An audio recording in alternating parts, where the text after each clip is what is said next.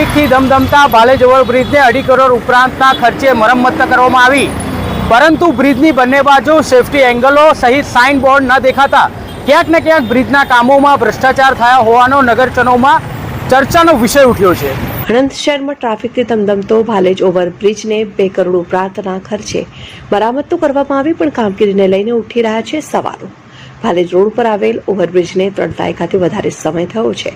સાથે દિવસે ને દિવસે ટ્રાફિકનું ભારણ વધવાને કારણે રાજ્ય સરકાર દ્વારા 2 કરોડ ઉપરાંત ખર્ચે બ્રિજની મરામત કરવાનું કામ હાથ ધરાયું છે, પરંતુ સંબંધિત તંત્ર દ્વારા સંપૂર્ણપણે કામગીરી કરવામાં આવી છે કે કેમ તે એક સવાલ ઉઠ્યા છે.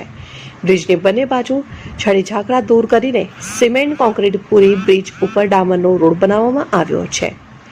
સ્થાનિકો દ્વારા બ્રિજની કામગીરીને લઈને અનેક સવાલો ઉભા થયા છે. બ્રિજની બંને બાજુ તૂટેલી સેફટી એંગલ જેસે તેની પરિસ્થિતિમાં સંબંધિત તંત્રના અધિકારીઓ દ્વારા હાલ તૂટેલી એંગલોની કામગીરી કરવામાં